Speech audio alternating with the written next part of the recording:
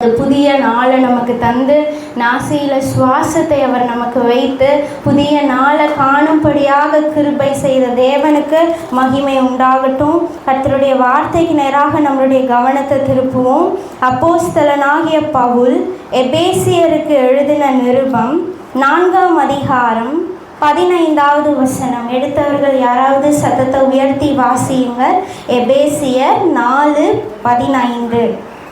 எபேசியர் 4ஆம் அதிகாரம் 15வது வசனம். அன்புடன் சத்தியத்தை கைக்கொண்டு தலையாகிய கிறிஸ்துவுக்குள் எல்லாவற்றிலேயும் நாம் வளருகிறவர்களாய் இருக்கும்படியாக அப்படி செய்தார். ஆமென். அன்புடன் சத்தியத்தை கைக்கொண்டு தலையாகிய கிறிஸ்துவுக்குள் எல்லாவற்றிலேயும் நாம் வளருகிறவர்களாய் இருக்கும்படியாக அப்படி செய்தார்.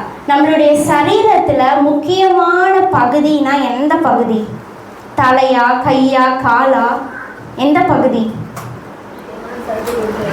இருக்கிறதுல இருதயம் முக்கியம், ஆனால் தலை நமக்கு மிகவும் முக்கியமாக இருக்குது. நம்ம அதை பார்க்குறோம், சுவாசிக்கிறோம், பேசுகிறோம், கேட்குறோம், சிந்திக்கிறோம். இது எல்லாமே எங்கே இருக்குது? தலையோட முடிஞ்சிருச்சு. வெறும் தலை இல்லாத உடம்பு கையை காலை வச்சுட்டு என்ன பண்ண முடியாது? ஒன்றுமே பண்ண முடியாது. அப்போது ஒரு சரீரத்துக்கு தலை எவ்வளவு முக்கியமாக இருக்கிறதோ ஒரு சபைக்கு தலையாகிய கிறிஸ்து எப்படி இருக்கிறாரு? முக்கியமாக இருக்கிறாரு. இந்த சபை கை கால் மாதிரி, ஆனால் கிறிஸ்து எப்படி இருக்கிறாராம்? தலையாக இருக்கிறாரு. அப்போது ஒரு சபைக்கு கிறிஸ்து தலையாக இருக்கும்போது குடும்பத்துக்கு யார் தலையாக இருக்கிறா?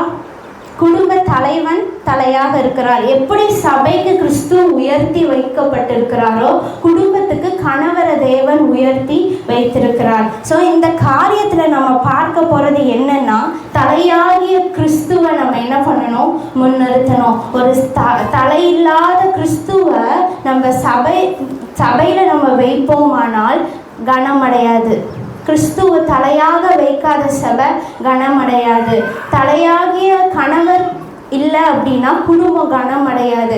அப்போது தலையாகிய கிறிஸ்து சபையில் இருக்கும்போது சபை கனமடையும். இன்னைக்கு இந்த சபையில் தலையாகிய கிறிஸ்து இருப்பாரானால், இந்த சபையில் தலையாகிய கிறிஸ்து வழி நடத்துவாரானால், இந்த சபையில் தலையாகிய கிறிஸ்து நல்ல மேய்ப்பனாக மூத்த போதகராக இருப்பாரானால் இந்த சபை கனமடையும். ஆனால் இந்த உலகத்தில் சபை எப்படி கொண்டு வந்துட்டாங்கன்னா, இந்த தலையாகிய கிறிஸ்துவை அப்படியே எடுத்துட்டாங்க. அந்த தலையை எடுத்துட்டு அவங்களுக்கு இஷ்டம் போல காரியங்கள், தனக்கு மன விருப்பம் போல காரியங்கள் என்ன பண்ணாங்க? பேச ஆரம்பிச்சிட்டாங்க. எப்படி? தலையாகிய கிறிஸ்துவை எடுத்துட்டு செழிப்பின் உபதேசத்தை வைக்கிறாங்க. எப்படினாலும் கர்த்தர் நம்மளை ஆசீர்வதிப்பார், எப்படினாலும் வாழ்ந்தாலும் கர்த்தர் ஆசீர்வதிப்பார். அப்படியா? இல்லவே இல்லை. கர்த்தர் சரியாக நடத்துகிறவர். எப்படினாலும் வாழ்ந்தாலும் ஆசீர்வதிக்கிற தேவன் நம் தேவன் அல்ல.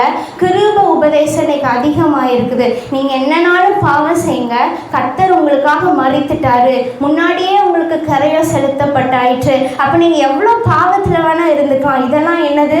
உபதேசம். ஆட்டு தோலை போத்தின ஓநாய்கள் இன்னைக்கு தலையாகிய கிறிஸ்து போல ஒரு வேடமிட்டு வரும்போது நம்ம ஜாக்கிரதை உள்ளவர்களாக இருக்க வேண்டும். இன்னைக்கு நம்மளுடைய சபையில் இப்பேற்பட்ட உபதேசம் இருக்குமானா, நீங்கள் அந்த சத்தியத்தில் நிலைத்திருந்தீங்கன்னா, நீங்கள் அந்த சத்தியத்தை அறிந்திருந்தீங்கன்னா உங்களால் தைரியமாக சொல்ல முடியும் இது தவறான உபதேசம். ஏன்னா இன்னைக்கு கலியுலக காலமாக இருக்குது. எப்படி கொண்டு போகிறாங்க சபையை அப்படின்னா, சினிமாவுக்கு ஒத்த கொண்டு போகிறாங்க. சினிமாவில் எப்படி ஆடல் பாடல் இருக்கிறதோ அதே போல் சபையும் அப்படியே கொண்டு போகிறாங்க. நடனம், சினிமாவுக்கு ஏற்ற உடைகள், சினிமாவில் ஆடுகிற சின்ன டிஷர்ட்டை போட்டுட்டு பேண்ட்டை போட்டுட்டு கர்த்தர் இவைகளை எல்லாம் அருவருக்கிறார். இது பலிபீடம். கர்த்தர் இருக்கிறது தலையாகிய கிறிஸ்து இந்த இடத்துல அதிகாரத்துவமாக இருக்கிறார். அப்போது இந்த தலையாகிய கிறிஸ்துவை நம்மளுடைய சபையில் முன்வைத்து நடக்கணும். இன்னைக்கு உங்களுடைய வாழ்க்கையில் கர்த்தர் இன்னைக்கு சொல்லுகிறது அதுதான், தலையாகிய கிறிஸ்துவை முன்வைத்து நடங்க. தலையாகிய கிறிஸ்துவை முன்னாடி வைத்து நீங்கள் பின்னாடி நடக்கும்போது உங்கள் குடும்பம் ஆசீர்வதிக்கப்படும், உங்கள் சபை ஆசீர்வதிக்கப்படும். அது மாத்திரம் இல்லை, தலையாகிய கிறிஸ்துவை நீங்கள் முன் வைக்கல அப்படின்னா ஒரு கப்பல், பெரிய கப்பல் ஒரு சின்ன சுக்கானால என்ன பண்ணுது? திருப்ப திருப்பப்படுகிறது. அவ்வளோ பெரிய கப்பல், அந்த கப்பலுக்குள்ள அவ்வளோ ஜனங்கள் இருக்கிறாங்க. ஒரு சின்ன சுக்கான் தான், அந்த சுக்கான் இப்படி திருப்புற வேலையில் கப்பல் என்ன ஆகுது, அலைக்கு ஏற்ற மாதிரி திரும்புது.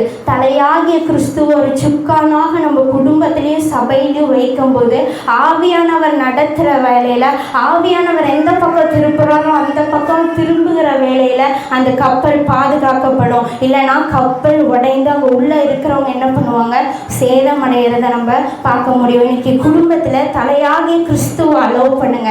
அந்த தலையாகிய சுக்கான் கிறிஸ்துவ நான் அலோவ் பண்ணுகிற வேலையில், தேவன் திருப்புகிற வேலையில், தேவன் எந்த பக்கம் போகிறாரோ அந்த பக்கம் போகிற வேலையில் குடும்பம் ஆசீர்வதிக்கப்படும். இங்கே வசனம் சொல்லியிருக்கு, தலையாகிய கிறிஸ்துவுக்குள் எல்லாவற்றிலேயும். அப்படின்னா என்ன?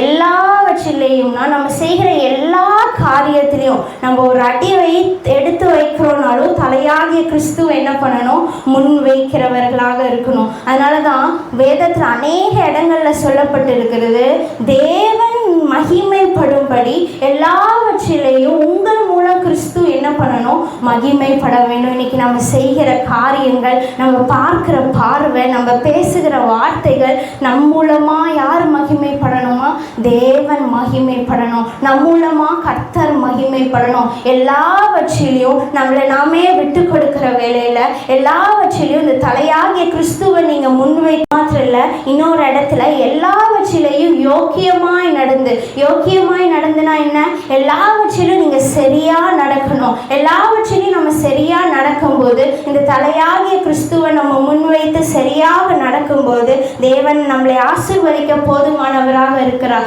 அது மாத்திரம் இல்ல, எல்லாவற்றிலேயும் நற்கிரியைகளுக்கு உன்னை மாதிரியாக காண்பி அப்படின்னு வசனம் போடப்பட்டிருக்கு. இந்த வாரத்தில் என்ன செய்தியை நம்ம கேட்டோம், நற்கிரியைகளுக்கு பலன் உண்டு. நற்கிரியைனா என்னங்க, என்ன கொஞ்சம் பார்க்கணும். நீங்கள் உங்கள் வேதத்தை, நான் இனி வசனத்தை நான் சொல்ல போகிறது கிடையாது, வேதத்தை அப்படியே க்ளோஸ் பண்ணிவிட்டு ஃபுல்லாக தேவனுடைய லீடிங்கில் போக போகிறோம். அதனால் நற்கிரியைனா என்ன?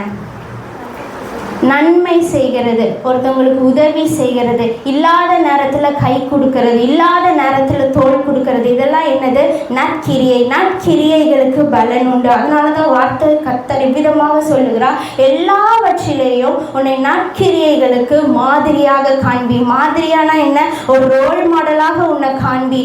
தலையாகிய கிறிஸ்துவை நீங்கள் முன்வைத்து நடக்கும்போது உங்களுக்குள்ள அந்த நற்கிரியைகள் பெருக ஆரம்பிக்கும். அந்த நற்கிரியை பெருக பெருக நீங்கள் சுற்றத்தாருக்கு, உங்கள் வீட்டில் உள்ளவங்களுக்கு, உங்கள் குடும்பத்தாருக்கு நீங்கள் மாதிரியாக கர்த்தர் உங்களை ஏற்படுத்துவா. இந்த சிஸ்டரை போல இருக்கிறாங்களே, இந்த பிரதரை போல இருக்கிறாங்களே, எப்படின்னு கர்த்தர் நம்மளை மாதிரியாக வைப்பார். அது மாத்திரம் இல்லை, எல்லாவற்றிலேயும் மன தெளிவுள்ளவனா இருன்னு வார்த்தை சொல்லுது.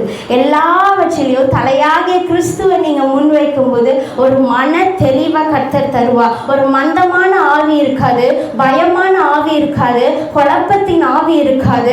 அதற்கு பதிலாக ஒரு மன தெளிவுள்ளவனாய் கர்த்தர் நம்மளை நடத்த அவர் போதுமானவராக இருக்கிறார். கடைசியாக எல்லாவற்றிலேயும் நம்ம ஸ்தோத்திரம் செய்வதே தகும். என்ன காரியம் உங்கள் வாழ்க்கையில் நேரிட்டாலும், என்ன காரியம் புரட்டி போடுகிற அனுபவமே நேரிட்டாலும், உங்களை யாரும் புரிந்து கொள்ளாமல் இருந்தாலும், யாரும் நமக்கு விரோதமாக எழும்பினாலும், எல்லாவற்றிலேயும் ஸ்தோத்திரம் செய்யுங்கன்னு வசனம் சொல்லுகிறது. அப்படி செய்கிறதே உங்களுக்கு தகும். அதுவே உங்களை குறித்து தேவனுடைய சித்தமா இருக்கிறது நம்ம பார்க்கிறோம். அப்ப எல்லாவற்றிலையும் நம்ம என்ன பண்ணணும், ஸ்தோத்திரம் செய்யணும். ஒண்ணு நல்லா இங்க புரிந்து கொள்ளுங்க, நீங்க ஓடிட்டு இருக்கிறீங்க, நீங்க என்ன பண்ணிட்டு இருக்கீங்க, ஜெனிஃபர் சில்ட்ரன்ஸ் மினிஸ்ட்ரியில ஓடிட்டு இருக்காங்க, பாஸ்டர் ஜான்சன் சபையின் காரியத்துல ஓடிட்டு இருக்கிறாங்க, நீங்கள்லாம் ஜெபிக்கிறதுல கூட சேர்ந்து ஓடிட்டு இருக்கிறீங்க. எல்லா காரியத்திலையும் பங்கு பெறுகிற நாம, பண்டைய பொருளுக்கு ஓடிட்டு இருக்கிற நாம எல்லாவற்றிலையும் ஒரு இச்சை அடக்கத்தோடு இருக்கணும். கிறிஸ்துவ முன்னிறுத்துற நாம எல்லாவற்றிலும் இச்சை அடக்கத்தோடு இருங்கன்னு வசனம் சொல்லுகிறது. இச்சை அடக்கம்னா என்ன, ஒரு ஸ்திரீயை தவறாக பார்ப்பது மாத்திரம் இச்சை அடக்கமா? ஒரு புருஷனை தவறாக பார்ப்பது மாத்திரம் இச்சை அடக்கமா? இல்லை, நமக்கு போதும்னு இருந்து நம்ம இன்னும் நம்ம வாங்குறோம் பார்த்தீங்களா, இன்னும் நம்ம சாப்பிட்றோம் பார்த்தீங்களா, இன்னும் நமக்கு தேவையானதை நம்ம இன்னும் பூர்த்தி செய்துக்கிட்டே இருக்கோம் தெரியுமா. இதுதான் இச்சை, இதுதான் இச்சை. அதனால நம்மளுடைய சரீரம் நம்மளை ஆளக்கூடாது.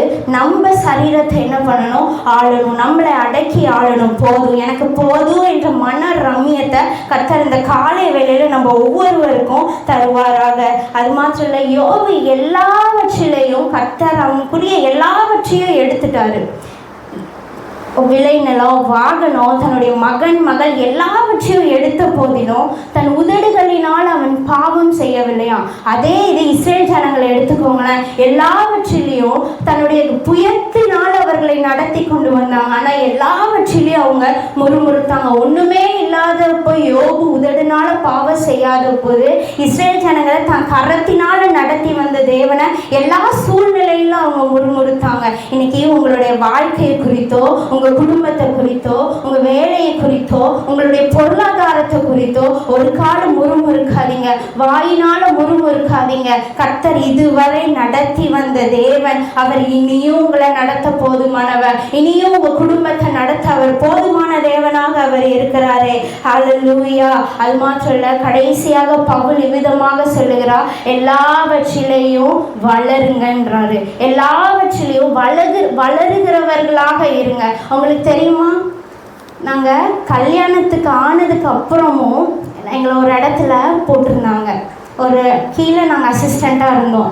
அப்போவும் ஒரு சின்ன குரூப் ஆஃப் டீமுக்கு நாங்கள் நடத்திக்கிட்டே இருந்தோம். அதுக்கப்புறம் சுத்தமாக ஊழியம் இல்லை. 3-4 மாதம் நாங்கள் சென்னையில் வந்து சும்மாவே இருந்தோம். எப்படி இருக்கும், வேதாகம கல்லூரி 2 பேரும் முடிச்சிருக்கோம், 2 பேருக்கும் நடத்த தெரியும். 4 மாதங்கள் ஊழியமே இல்லை. கம்ப்ளீட்டாக ரூம்குள்ளே தான், சாப்பாடு ரூம். வாகனங்களும் எங்கள் கையில் இப்போ என்ன இல்லை. சென்னையை அடிக்கிற வெயிலுக்கு எங்கேயும் போக முடியாது. வாகனம், ரூமு சாப்பாடு இதில் மத்தியில் பண்ணின ஜபம். நாங்கள் 2 பேரும் இந்த கதவை தாழ்பால் போட்டுட்டு நாங்கள் பண்ண ஜபத்தை கர்த்தர் கேட்டார். அந்த இடத்துல ஒளிந்திருந்து, அப்போ எங்களுக்குள்ள காரியங்க என்ன தெரியுமா, நாங்கள் ஒளிந்திருந்து வளர்றோம். எங்களை கர்த்தர் யாருக்குமே காமிக்காமல் வளர்றாரு. எங்களுக்கு நிறைய தாளந்து இருக்கு, ஆனால் யாருக்குமே தெரியாமல் ஊழியமே இல்லாமல் கர்த்தர் இப்படி ஒரு 4 அறைக்குள்ளாக வைத்திருக்கிறார், 4 செவுத்துக்குள்ளாக எங்களை வைத்திருக்கிறாருன்ற சிந்தனை எங்களுக்கு இருந்தது. ஆனால் அன்னைக்கு பண்ண ஜபம், அன்னைக்கு போட்ட விதை, நாங்கள் எந்த மனுஷனிடத்துலையும் நாங்கள் நிற்கலை. எங்களுக்கு இந்த சென்னை தரிசன பட்டணமாக இருக்குது. எந்த மனிதனிடத்துலையும் நாங்கள் போய் கையேந்தி நிற்கலை. கர்த்தரே எங்களை இந்த இடத்துக்கு கூட்டிகிட்டு வந்தார். கர்த்தரே இந்த காரியத்தை எங்களுக்கு கொடுத்தார். இந்த தேவன் எங்களுக்கு சாட்சியாக இருக்கிறார். எந்த மனுஷன்கிட்டையும் நாங்கள் போய் ரெக்கமெண்ட் இல்லை. எங்கள் அங்கிள் பெரிய இங்கே சென்னையில் உள்ள ஒரு சீனியர் பாஸ்டராக இருக்காங்க. கேட்டால் காரியங்கள் வாய்க்கும். ஆனால் நாங்கள் எந்த மனுஷனிடத்துலையும் நாங்கள் போய் நிற்காத போது கர்த்தர் எங்களுக்கு இந்த ஒரு இடத்த கர்த்தர் நேர்த்தியாய் தரிசன பாதையில் அவர் எங்களை நடத்தி இந்த ஆலயத்துக்கு நாங்கள் வருகிற வேளையில் எதுவுமே இல்லை. பார்க்க எப்படி இருக்கும், ஒரு மேட் இல்லை, ஒரு தார்பா இல்லை, ஒரு ஃபேன் இல்லை, ஒரு லைட் இல்லை, ஒரு ஜன்னலுக்குரிய எந்த காரியமுமே இல்லை. ஆனால் எங்களுக்கு எப்படி இருக்கும், கொஞ்சம் கொஞ்சமாக வளர்த்துறாரு. கீழே அந்த வேறு கொஞ்சம் 2 இலை விட ஆரம்பிச்சது. அப்போ நான் என் கணவர்கிட்ட சொன்னேன், நம்ம வளர்றோம்ப்பா, நம்ம கொஞ்சம் கொஞ்சமாக வளர்றோம். ஆனால் ஒன்றுமே இல்லாதப்போ வந்த எங்களை போடியம்மா கர்த்தர் கொடுத்தார், இந்த மேட்டை கர்த்தர் கொடுத்தார், தார்பாயை கர்த்தர் கொடுத்தார், இந்த சேரை கர்த்தர் கொடுத்தார், அங்கே உட்கார்ற டேபிளை கர்த்தர் கொடுத்தார், இந்த கீபோர்டை கர்த்தர் கொடுத்தார், இந்த மைக்கு, இந்த ஸ்டாண்டை கர்த்தர் கொடுத்தார், இங்கே பாடுற ஸ்டாண்டை கர்த்தர் கொடுத்தார். இப்போ கூட இந்த வாட்டர் கேன் எப்போ தேவையோ அப்போ அந்த தேவையை கர்த்தர் கொடுத்தா. இந்த ஜன்னலுக்கு எப்போ இந்த ஜன்னல் தேவைப்படுமோ அதையும் கர்த்தர் தருவா, ஈபியையும் கர்த்தர் தருவா. இதுதான் எங்களுடைய விசுவாசமாக இருக்கு. நேர்த்தியாய் நடத்துகிறார். எப்படி உங்களுக்கு தெரியுதா, 2 இலை விட்டது இப்போ 4 இலை விட ஆரம்பிச்சிருக்கு. இந்த இடத்துல எப்படி நாங்கள் உண்மையாக நாங்கள் வண்டியில் 2 பேரும் போவோம். எப்படிங்க இந்த இடத்த நம்ம ஆதாயப்படுத்துவோம், எப்படி இந்த ஜனங்களை நம்ம சந்திப்போம். பார்க்கவே இந்த விக்கிரகத்தின் ஆவி அவங்களுக்குள்ள இருக்கிறது எங்களை அப்படியே அஃபெக்ட் பண்ணும். அவங்க வண்டியில் போகச்சு அப்படியே முறைச்சி பார்ப்பாங்க. அப்போ எங்களுக்குள்ள எப்படி ஏசப்பா எங்களுக்கு இந்த காரியம் ஜெயமாக முடியும், எங்களை இந்த கொளத்தூர் பகுதியில் போட்டு எங்களை எப்படி நாங்கள் வளருவோம். சைதாப்பேட்டில் மோகன் பாஸ்டர் 7 பேரை வைத்து ஆரம்பித்த மோகன் பாஸ்டர் இன்னைக்கு வளர்ந்துருக்காரு. நாங்கள் எப்படி வளருவோம், எங்களுக்கு இந்த ரகசியத்தை ஒரு கனவுலையாச்சும் வந்து எங்களுக்கு சொல்லித்தாங்க. நாங்கள் அழுத நாள் நாட்கள் உண்டு. ஆனால் கர்த்தர் அதே போல வாசல்களை கர்த்தர் திறந்திருக்கிறார். வாசல்களை திறந்து இப்போ ஒரு இடத்துல VBS நடக்கலை, இன்னொரு இடத்துலையும் நாங்கள் நடத்துகிறோம். இதுதான் வளர்கிறது, இதுதான் வளர்கிறது, இதுதான் கர்த்தர் நம்மளை வளர்த்துகிற ஒரு ஆசீர்வாதம். இங்கே 15 பிள்ளைகள் இந்த வாரம் வந்தாங்க, அங்கே போய் நாங்கள் நடத்துகிறோம் 18 பிள்ளைகள் வந்தாங்க. எவ்வளோ ஒரு வளர்ச்சி இல்லை. ஆரம்பிக்கும் போது சிறுவரைக்கு ஆரம்பிக்கும் போது 5 பிள்ளைங்க தான். எத்தனை மாதம்? 2 மாதம் 5 பிள்ளைங்க. நாங்கள் எதிர்பாராத நன்மைகளை, அதான் மகா ஆழமானவைகளை நம்மளால் புரிந்து கொள்ள முடியாதான். தேவன் செய்கிறத நம்மளுடைய அறிவுக்கு எட்டாதுன்னு வசனம் சொல்லியிருக்கு. அவர் நடத்துகிற காரியம், அவர் வளர்த்துற காரியம் ஆச்சரியமாக இருக்கிறது. இன்னைக்கு உங்களை எல்லாம் அவர் வைத்து நாங்கள் வருகிற வேலையை நாங்கள் நினச்சோம் நீங்களும் நானும் மட்டும்தானே இருப்போம் அப்படின்னும் போது எங்களுக்கு கூட பக்கபலமாக உங்களுக்கு இந்த குடும்பத்தை கர்த்தர் கொடுத்துருக்கிறார். எல்லா விதத்துலையும் நீங்கள் சப்போர்ட்டாக இருக்கீங்க. எப்போல்லாம் நாங்கள் சோர்ந்து போய் நிற்கிறோமோ நீங்கள் எங்களுக்கு சப்போர்ட்டாக இருக்கீங்க. எப்போல்லாம் நாங்கள் சோர்ந்து போய் இருக்கிறோமோ அன்னைக்கு ஜெனிஃபர் ஏன் பயப்படுற, ஏன் விசுவாசத்தில் குறையிற, இதெல்லாம் என்னது எங்களை பூஸ்டப் பண்ணுகிற வார்த்தையாக இருக்கிற கர்த்தர் நல்ல குடும்பத்தை கர்த்தர் கொடுத்துருக்கிறார். இந்த உலகத்தில் வளர்ச்சி இல்லைன்னா உங்களை ஏளனமாக பார்ப்பாங்க. என் கணவர் அடிக்கடி ஒன்று சொல்லுவாங்க, நான் 10, 11, 12வது படிக்கிற வரை நான் வளரல, நான் குள்ளமாகவே இருந்தேன். ஆனால் எங்கேயோ நான் ஒன்று கேட்டேன், தொங்குனா வளருவேன்னு சொல்லிட்டாங்க. அப்போ தொங்க ஆரம்பித்ததான், எங்கே பார்த்தாலும் நான் தொங்குவேன். அப்போ என்ன, அந்த ஒரு ஸ்பார்க்கு போதும். அந்த ஒரு ஸ்பார்க்கு தொங்க ஆரம்பிக்கும் போது அவங்க விசுவாசத்தின்படியே அது ஆக கடவுதுன்ற மாதிரி தொங்கி அவங்க ஹைட் ஆகிட்டாங்க. இந்த காரியம் எனக்கு இன்னமும் அவங்க தொங்கியே ஹைட் ஆகிட்டாங்களா அப்படின்னு எனக்கு சில நேரம் நான் சிந்திப்பேன். அப்போது நம்மளுடைய விசுவாசத்தின் படியே கர்த்தர் நம்மளை என்ன பண்ணுறாரு, நடத்துகிறவராக இருக்கிறார். இந்த சபையை நடத்துகிறவராக அவர் இருக்கிறார். அது மாத்திரம் இல்லை, ஆவி நம்ம சரீர வளர்ச்சியை தான் நம்ம எப்பவுமே என்ன பண்ணுவோம் பார்ப்போம். சாமுவேல் தீர்க்கதரிசி தைல கூப்பியை எடுத்துக்கிட்டு அவர் போறாரு.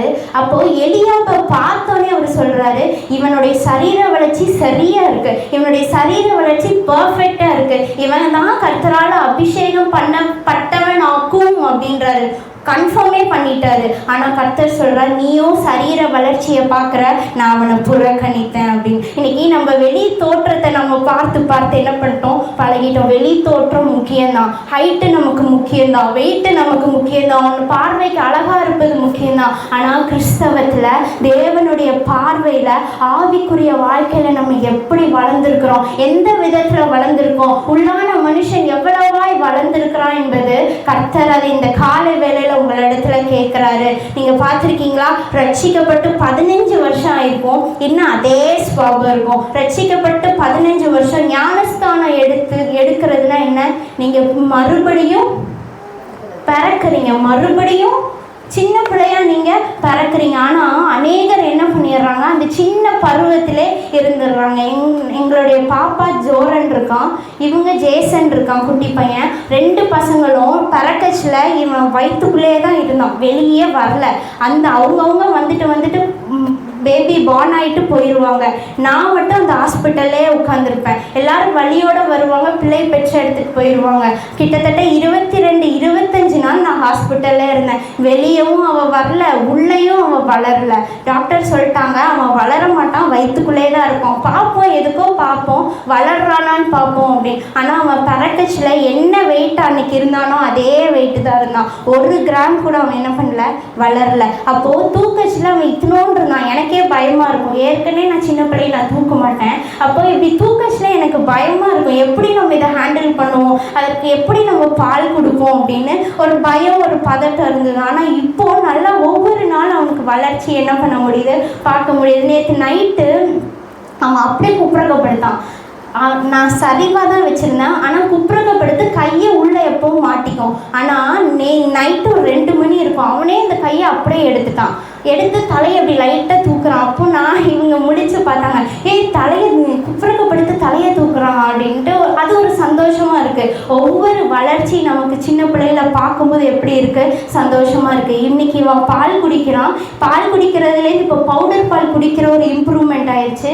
அதுக்கப்புறம் செர்லாக் குடிப்பான். செர்லாக்கு அப்புறம் பருப்பு சோறு சாப்பிடுவான், தயிர் சோறு சாப்பிடுவான். அப்புறம் இட்லிக்கு ப்ரொமோட் ஆவான். இட்லியிலேருந்து சட்னியை தொட்டு சாப்பிட்ற மாதிரி ஆவான். அப்புறம் நம்மளை மிஞ்சி கறியெல்லாம் சாப்பிட்டு பெரியவன் ஆவான். அப்போது ஒரு நார்மலாக ஒரு ஒரு மனுஷனுடைய இயற்கை என்ன? இதெல்லாம் சாப்பிட்டு பெருசாகணும். அப்போ ஆவிக்குரிய வாழ்க்கையில் பவுல் விதமாக சொல்கிறாரு, காலத்தின்படி பார்த்தா நீங்கள் நேரம் போதகனாக இருக்க வேணும். போதகனா என்ன? காலத்தின்படி பார்த்தா நீ நேரம் டீச்சராக இருக்கணும்ப்பா. ஆனால் நீ இன்னும் பலவித உணவுகளை கூட சாப்பிட முடியாமல் பாலை உண்ணத்தக்கவர்களாக இருக்கிறீர்களே அப்படின்னு சொல்கிறார். அப்போ இன்னைக்கு நம்ம எந்த அளவில் வளர்ந்துருக்கோம் உங்களுக்கு தெரியும். நீங்கள் தவறுறீங்களா? நீங்கள் ஆவிக்குரிய வாழ்க்கையில் நடக்கிறீங்களா? ஆவிக்குரிய வாழ்க்கையில் ஓடுகிறீங்களா? ஆவிக்குரிய வாழ்க்கையில் ஸ்கூலுக்கு போய் படிக்கிற அளவு இருக்கீங்களா? இல்லை வேலைக்கு போய் சம்பாதிக்கிற அளவு இருக்கிறீங்களா? பிறரை நடத்தத்தக்க ஆசீர்வாதம் உங்களுக்கு இருக்கான்னு உங்களுடைய உள்ளான மனுஷனுக்கு நல்லா தெரியும். ஆவியில வளருங்க. கர்த்தர் இன்னைக்கு வந்திருக்கிற ஒவ்வொருவருக்கும் அதான் சொல்றாரு. இந்த வளர்ச்சி என்ன பண்ணாது? பத்தாது. நம்ம எல்லாம் ஒரு ஆசை என்னன்னா, இந்த கொளத்தூரை நான் சுதந்திரிப்பேன். இந்த கொளத்தூர் பகுதி என்னோட பகுதி. இது விக்கிரக கோட்டையாக இருந்தாலும் இது என்னோட கோட்டை, இது தேவனுடைய கோட்டை. இந்த இடத்துல தேவ ராஜ்யம் ஸ்தாபிக்கும்ன்ற ஒரு ஆசை, ஒரு வெறி நமக்குள்ளாக இருக்குது. ஆனால் இவை எல்லாத்துக்கும் பேக் போன் என்ன தெரியுமா? ஆவியில வளரணும், இன்னும் வளரணும். இந்த இது பத்தவே பத்தாது. இந்த அபிஷேகம் பத்தாது. இந்த உணர்வு உங்களுக்குள்ளாக வரணும், இந்த தாகம் உங்களுக்குள்ளாக வரணும். சிஸ்டர் ஜெனிஃபர் இந்த விபிஎஸ் நடக்கிறதுக்கு முன்னாடி அவங்க பாட்டெல்லாம் போட்டு ப்ராக்டிஸ் பண்ணி அதெல்லாமே கம்ப்ளீட்டாக முடித்ததுக்கப்புறம் ஒரு காரியம் சொன்னாங்க. அடுத்த டைம் இருக்கிறதுல என்ன பாட்டு நல்ல பாட்டோ அதை விட பெஸ்ட்டானதான் நான் யூடியூப்பில் சர்ச் பண்ணுறேன். அப்போ நான் என்ன ஒரு வளர்ச்சி. இதே மாதிரி நான் இருக்கக்கூடாது, பிள்ளைங்களுக்கு நான் பெஸ்ட்டானதை கற்றுக் கொடுக்கணுன்ற வளர்ச்சி. இதே தான் நம்மளுடைய ஆவிக்குரிய வாழ்க்கையில் இருக்கணும். நான் இன்னும் வளரணும், நான் இன்னும் உயர எழும்பணும். சத்துருவை எதிர்த்து நிற்கிற ஒரு அபிஷேகம் நமக்கு வேணும். பேசின அந்நிய பாஷையே பேசாதீங்க, இருக்கிற வரத்தையே இது பண்ணாதீங்க. புது புது வரங்கள், புது புது அந்நிய பாஷைகளை நாடுகிறவர்களாக நாம் இருக்கும்போது தேவன் பெரிய காரியத்தை செய்வார். அதனால தான் சொல்றாரு, உன் மன விருப்பத்தின் படியே உனக்கு ஆக கடவுது. நீ வரத்தை விரும்பினா உன் மன விருப்பத்தின் படி நான் உனக்கு தந்தருளுவேன். நீ வரத்தை விரும்பினா மற்ற எல்லாவற்றையும் நான் உனக்கு என்ன பண்ணுவேன்? அருளுவேன். அது மாத்திரம் இல்லை, ஒரு காலத்தில் பேயை கண்டா எனக்கு பயமாக இருக்கும். ஏன்னா நான் சின்ன பிள்ளையிலேருந்து ஆலயத்தில் நான் வளர்ந்தேன். எங்கள் அப்பா ஆலயத்திலே இருப்பாங்க. பாஸ்டர் நைட்டெல்லாம் பேய் ஓட்டுவாங்க, உட்கார வச்சு இப்படின்னு ஆடிக்கிட்டே இருப்பாங்க. அப்போது பாஸ்டர் அம்மா சொல்லுவாங்க, பிள்ளைகளாம் அமைதியாக இருக்காதீங்க, ஏசின் ரத்தம் செய்யுங்க சொல்லுங்கள், ஏசின் ரத்தம் செய்ய சொல்லுங்கள். நாங்களும் ஒரு மந்திரம் மாதிரி சொல்லிக்கிட்டே இருப்போம். அந்த பேயை துரத்தி முடிக்கிற வரைக்கும் ஏசின் ரத்தம் செய்யும், ஏசின் ரத்தம் செய்யும், ஏசின் ரத்தம் செய்யும். இது நம்மளை பாதுகாக்குமா?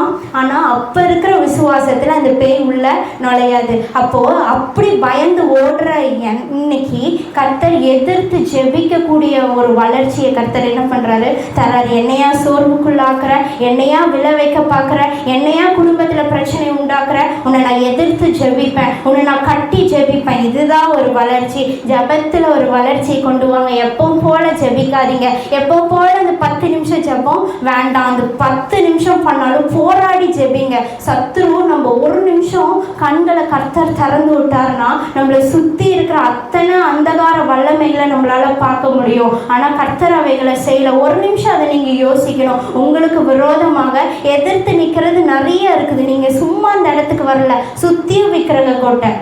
10 வருஷம் கட்டாத கோயிலை எப்போ கட்டியிருக்காங்க? இந்த சபை வந்ததுக்கு அப்புறம் கோயில் எழும்பிடுச்சு. அப்போனா என்ன? நம்ம ஒரு அடி எடுத்து வைக்கும்போது சாத்தான் 2-3 அடி எடுத்து வச்சுட்டான். அப்போனா என்ன?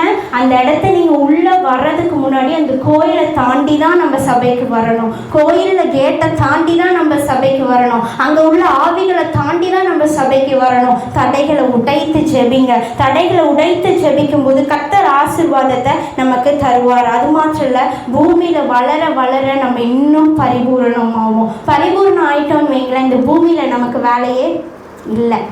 ஒரு பழம் நல்லா பழுத்துருச்சுன்னா அந்த பழம் மரத்தில் நிற்காது, அதே விழுந்துடும். பார்த்துருக்கீங்களா? ஒரு நல்ல ஒரு மாம்பழம் காயாக இருக்குது, ஆனால் அது நல்ல பழம் ஆயிடுச்சுன்னா அதே மாம்பழம் கீழே விழுந்துடும். ஆனால் எந்த பழம் நல்ல பழுக்க பழுக்குதோ, எந்த பழம் நல்ல சுவையுள்ளதாக ஆகுதோ, எஜமான் வந்து அதை பறித்து கொள்வாராம். என் கணவர் ஒரு காரியத்தை சொல்லுவார், ஜபா ஆண்டியோட ஹஸ்பண்ட் எந்த ஒரு குறையும் இல்லாதவர், அப்படி ஒரு குறை பார்க்கவே முடியாது. இதை நான் கேள்விப்பட்டிருக்கேன், ஆனால் நான் உங்களை பார்த்ததில்ல. ஒரு குறையும் இல்லாதவர், அதனால தான் கர்த்தர் அவரை எடுத்துட்டாரு. உண்மை அதுதான். எந்த குறையும் எந்த மாசும் நம்ம இல்லாத போது, எல்லாவற்றிலையும் பூரணமாய் நாம் இருக்கும்போது நமக்கு இந்த பூமியில் வேலை கிடையாது. எந்தெந்த ஜனத்துக்கு நம்ம ரீச் ஆகணுமோ, எந்தெந்த பீப்புளுக்கு நம்ம ரீச் ஆகணும்னு இருக்குதோ, அவையெல்லாம் உங்கள் மூலம் சந்திக்கப்பட்டுருச்சுன்னு வைங்களேன், நமக்கு இங்கே வேலை இல்லை, இங்கேருந்து தூக்கிடுவார். ஊழியக்காரங்களை பார்த்துருக்கீங்களா? இன்னைக்கு ஒரு சபையில் போடுவாங்க, அதே சபை நல்லா டெவலப் ஆயிடுச்சுன்னா வேற இடத்துக்கு ப்ரொமோஷன் பண்ணிடுவாங்க, வேற இடத்துக்கு டிரான்ஸ்ஃபர் பண்ணிடுவாங்க. எங்களையும் இன்னைக்கு கொளத்தூரில் போட்டிருக்காங்க, நாங்கள் கொளத்தூரில் தான் இருப்போன்றது நம்பிக்கை இல்லை. நல்லா வளர்றது தெரிஞ்சிருச்சுன்னா வேற இடத்துல என்ன பண்ணுவாங்க, டிரான்ஸ்ஃபர் பண்ணுவாங்க. ஸோ இந்த மாதிரி காரியங்கள் இருக்கிற வேலையில் நல்லா வளருங்க, நல்லா வளருங்க. கொடுத்த நாட்டப்பட்ட இடத்துல நல்லா வளருங்க. தேவன் உங்களை எந்த இடத்துல வைத்திருக்கிறாரோ அந்த இடத்துல வளருங்க. சிலர் வந்து மிதிப்பட்டு வளருவாங்க. செடி என்ன ஆகுது, நடக்கச்சில செடி இருக்கு பார்த்தா போறீங்க, நம்ம பாட்டு தானே போகிறோம், மிதித்து அதை நசுக்கி நம்ம என்ன பண்ணுறோம், போகிறோம். ஆனால் ஒவ்வொரு இடத்துல கர்த்தர் நம்மளை வித்தியாசமாக வளர்க்கிறத பார்க்குறோம். சிலர் மிதிப்பட்டு வளருவாங்க, சிலர் காட்டுக்குள்ளே வளருவாங்க, சிலர் வனாந்திரத்தில் வளருவாங்க, சிலர் நல்ல நிலத்தில் வளருவாங்க, சிலர் முள்ளுக்குள்ளே என்ன பண்ணுவாங்க, வளருவாங்க. இதெல்லாம் என்னது, ஒவ்வொரு சூழ்நிலை. காட்டுக்குள்ளேனா என்ன, காட்டுக்குள்ளே விலங்குகள் உங்களை சாப்பிடத்தக்கதான இடத்துலையும் நீங்கள் வளருவீங்க. முள்ளு உங்களை நெருக்கி போடுற அளவுக்கு வளருவீங்க.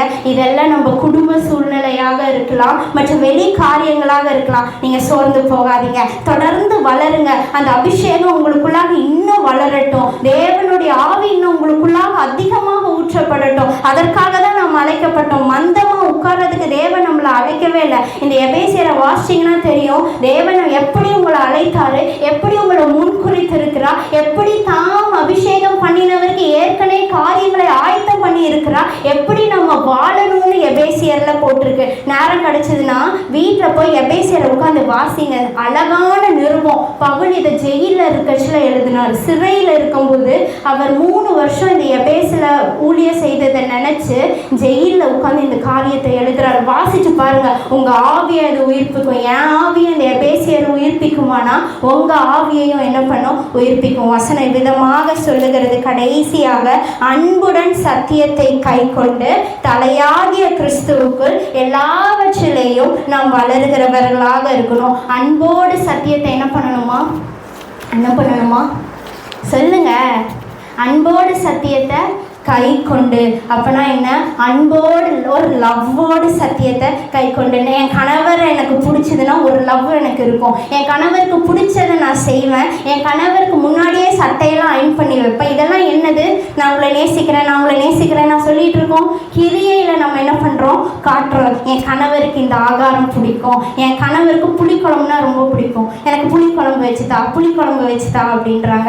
சரி, எனக்கு அது பிடிக்கலனாலும் நாங்கள் எல்லாரும் அதுக்கு என்ன அட்ஜஸ்ட் பண்ணி, அப்பனா என்ன, கணவர் மேல ஒரு லவ். அப்போ மனிதன் மேல நம்ம இவ்வளோ நேசிக்கும் போது நம்மளை உண்டாக்கி நாசியில சுவாசத்தை தந்து நீங்க விழுந்து போகாதபடி, நீங்க மடிந்து போகாதபடி உங்களை உயிர்ப்பித்து இந்நாள் வரை நடத்துற தேவனை நம்ம எவ்வளவாய் நேசிக்கணும். அதனாலதான் வசனம் சொல்லுகிறது, காண்கிற சகோதரனிடத்துல நீ அன்பு கூறாத நீ காணாத தேவனிடத்துல எப்படி அன்பு கூறுவ. காண்கிற குடும்பத்திலே அன்பு இல்லைன்னா காணாத தேவனிடத்துல எப்படி அன்பு இருக்கும்? அப்போ கூட இருக்க குடும்பத்தை நாம நேசிக்கணும், கூட இருக்க சபையில உள்ள ஜனங்களை நேசிக்கணும், பக்கத்துல இருக்கிறவங்களை நாம என்ன பண்ணணும், நேசிக்கணும். இதெல்லாம் நம்ம பண்ணும்போது இந்த வேதத்தை எடுத்து வாசிங்க. அட்லீஸ்ட் ஒரு டைமாச்சும் எடுத்து அன்போடு வாசிங்க. நீங்க வாசிக்க ஆரம்பிச்சிட்டீங்கன்னு வைங்க, உங்களை அதை மாத்திரும். உங்களுக்கு அந்த வாஞ்சை அது கொடுக்கும். கர்த்தருக்காக ஏதாவது செய்யணும். ஒரு புக் எடுத்து வாசிச்சு பாருங்க. நீங்க புக்கு முடிக்கும் போது கர்த்தருக்காக நான் ஏதாவது செய்யணும், இப்படிலாம் இருக்கிறாங்க, இப்படிலாம் சொல்றாங்க, ஆனால் உங்கள் குணம் என்ன ஆகிட்டே இருக்கும், மாறிட்டே இருக்கும். அதனால தான் அன்போடு என்ன பண்ணு, அன்போடு சத்தியத்தை கைக்கொள்ளு. தேவன் கொடுத்த வார்த்தை அன்போடு கைக்கொள்ளுகிறவன் என்னில் நிலைத்திருக்கிறான்னு சொல்லு. என்னில் நீ நிலைத்திருக்கிறன்னு சொல்லியும் நீ அதன் படி செய்யாமல் இருக்கும்போது நீ என்னில் அன்பு கூறாதிருக்கிறாய் என்று வசனம் சொல்லுகிறது. அப்போ தேவனிடத்துல நீங்க அன்பு கூறுகிறீங்கன்னா சத்தியத்தை கை கொண்டு தலையாகிய கிறிஸ்துவை உங்க வாழ்க்கையில முன்வைத்து நடங்க. எல்லா காரியத்திலையும் முன்வைத்து நீங்க நடக்கும்போது காரியத்தை கர்த்தர் ஜெயமாக மாற்றுவா. இருக்கிற இடங்களை தலைகளை தாழ்த்தி கண்களை மூடி கர்த்தர் இடத்துல ஒரு ஒப்பு கொடுப்போம். அப்பா, நான் தலையாகிய கிறிஸ்துவை என்னுடைய வாழ்க்கையில நான் முன்வைத்து நடத்த கிருபை தாங்க. அது ஒரு வேலையின் காரியமாக இருக்கட்டும், நான் வெளியே போகிற காரியமா இருக்கட்டும், என் குடும்பத்துல நான் இருக்கிறதா இருக்கட்டும், என் சபையில இருக்கிறதா இருக்கட்டும், நான் சுற்றத்தார் வீட்டுக்கு போறதா இருக்கட்டும், எல்லாவற்றிலும் நான் முன்வைத்து நடக்க கர்த்தர் எனக்கு கிருபை தாங்க.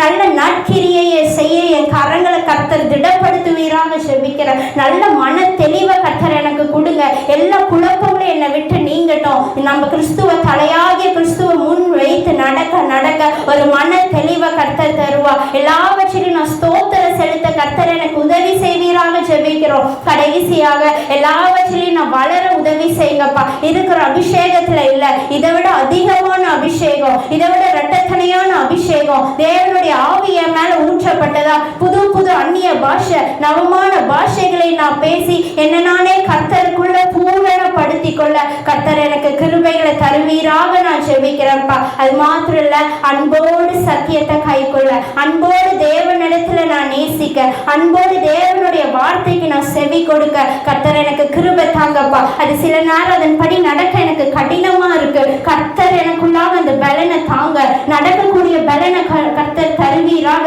சத்துருவை எதிர்த்து நிக்கிற அபிஷேகம், சத்துருவை அடிக்கிற அபிஷேகத்தை கர்த்தர் எனக்கு தருவீராக ஜெபிக்கிறேன்ப்பா. தேவன் எனக்குள்ளாக இருந்த நீர் மகிமைப்படும்படியாக ஜெபிக்கிறேன். எல்லாவற்றையும் தாழ்த்தி உங்க கருத்துல ஒப்பு கொடுக்கிறேன். இயேசுவின் நாமத்தில் ஜெபிக்கிறேன் நல்ல பிதாவே, ஆமென் ஆமென். சேர்ந்து சொல்லு.